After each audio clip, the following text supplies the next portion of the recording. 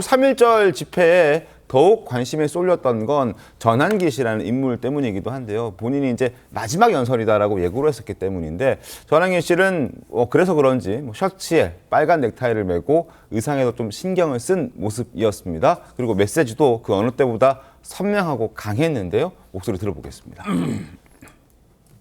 자기들한테 불리한 것은 무조건 법으로서 강제하고 협박하는 더불어 협박당, 더불어 독재당을 볼 때 반드시 대한민국은 이렇게 자유민주주의가 사라질 것이고 제2의 홍콩처럼 우리는 모든 종교의 자유도 사라질 것입니다. 사법부를 장악했고 공수처를 장악했고 선관위를 장악했고 헌법재판소를 다 장악한 상태 아닙니까? 거기에다가 만약에 이재명과 민주당이 대통령 되고 행정부까지 장악하게 되면 여러분 어떤 일이 발생할지 두렵지 않습니까? 네, 특히나 지금 그 전한길 씨는 민주당, 이재명 대표와 민주당이 앞으로 행정부를 더 장악하게 되면 자유민주주의가 사라질 것이다. 그러니까 이재명 대표 또는 민주당 후보가 대통령이 되는 것을 막아야 한다. 이런 취지의 발언까지 한 것 같아요. 지금 이런 경고, 이건태 의원님 어떻게 받아들이십니까? 저는 그 전한길 강사 저분이 계속 이렇게 스포트라이트로 받는 게 매우 비정상적이라고 생각합니다. 비정상적이다. 저분은 이미 극우 정치인입니다. 저분의 말은 결국 이재명 조기 대선이 있을 경우에 이재명 댕세를 막겠다는 정치적 발언이고요. 반대로 내란을 일으키기까지 했지만 국민의힘 측 또는 뭐 다른 또 뭐 여당이 될 수도 있겠습니다만 여당 성향의 누군가가 대통령이 돼야 된다고 하는 그런 정치적 발언입니다. 저 정치적 발언이 너무 편중되게 과대하게 다뤄지는 것은 균형이 맞지 않는다라고 생각합니다. 알겠습니다. 물론 뭐 전한길 씨는 본인이 극우라고 얘기하지 않고 공정과 상식에 기반해 얘기한다라고 주장하고 있습니다만 의견은 충분히 그러실 수 있습니다. 최병민 의원 어떻습니까? 글쎄, 아까 제가 말씀드렸듯이 이제 어떤 극단적인 상황에 보면 그 어떤 후폭풍이나 반격 뭐 이런 것도 충분히 있을 수 있거든요. 저는 뭐 전한길 씨 경우에도 사실 또 다른 한국사 일타 강사가 광주 집회 때 나와서 전한길 씨를 비판하지 않았습니까? 네. 근데 그 일타 강사의 주장은 뭐 그렇게 큰 주목을 받지 못해요.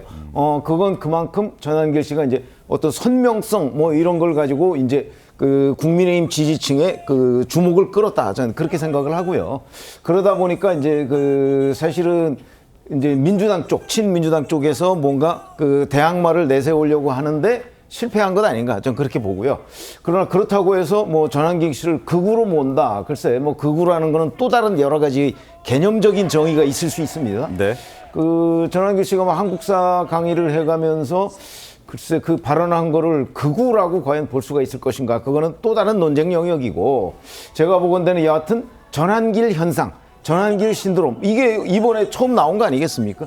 그런 점에는 아마 정치적으로도 또는 사회적으로 의미를 분석해 볼 만한 것이다. 근데 이제 반대쪽에서 어떤 정파적으로 그 공격을 하는 부분에 대해서는 또 감안해서 들어야 된다, 이렇게 생각합니다. 다만 이제 이 전한길 씨의 우려는 이거였던 것 같아요. 그 윤석열 대통령의 계엄, 비상계엄 문제와는 또 별개로 네. 민주당이 계엄 이후에 벌였던 어떤 뭐 카톡 검열 논란이라든지 표현의 자유를 막는 행위였다든지 아니면 뭐 공수처, 선관위, 헌재 등등에 대한 압박을 강화하고 고발 조치를 잇따라 하는 이런 행태들, 그 전에는 또 탄핵, 각종 국무위원들에 대한 줄탄핵을 벌였던 것들, 이런 부분들은 분명히 문제가 맞다, 이런 지금 지적을 하는 것 같거든요. 그렇습니다. 그래서 제가 말씀드렸던 프레임이 전환됐다.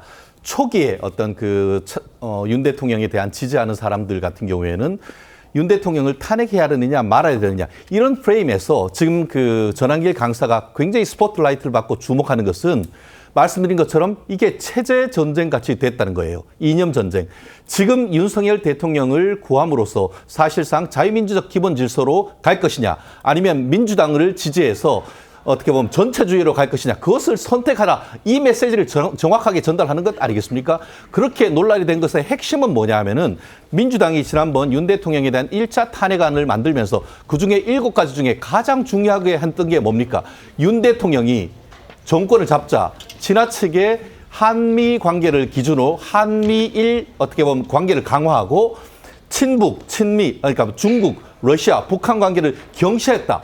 그 메시지가 굉장히 어떻게 보면 국민들한테 강한 충격을 줬단 말이에요. 그렇기 때문에 지금 얘기하는 것처럼 만약에 민주당이 집권할 경우에는 지나친 친북, 종북, 친중으로 가면서 사실상 대한민국이 제2의 홍콩이 되는 것이냐. 어제 봤더니만 홍콩 같은 경우에 지금 그 제2야당이 이미 해산됐고 제1야당도 조만간 해산된단 말이에요. 결국 표현의 자유가 없어지고 카톡이 검열되며 여론조사하는 업체가 처벌받게 되는 이런 식으로 되는 것이 민주당 집권에 대한 우려. 이 부분에 대해서는 정말 자유우파뿐만 아니고 중도층에도 강한 소구력을 있기 때문에 그 생명력이 훨씬 더 강화되는 전한길 현상이 나타나게 된 핵심이라고 저는 봅니다. 알겠습니다.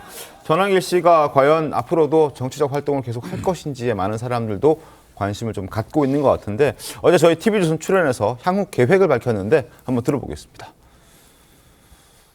약속은 지킵니다. 아, 이미 그렇습니까? 집회는 어제로 끝났습니다. 아, 그렇습니다. 집회는 더 이상 안 나갈 거고요. 예. 만약에 탄핵 인용되거나 예를 들면은 강화되거나 그 결과에 따른 그때 가서 한번 볼 거고 일단 집회는 끝났습니다. 어제. 아직도 아내를 설득 중에 있는데요. 네. 그런데 제가 그거는 좀 지켜봐야 되겠다 생각 말씀드립니다. 알겠습니다.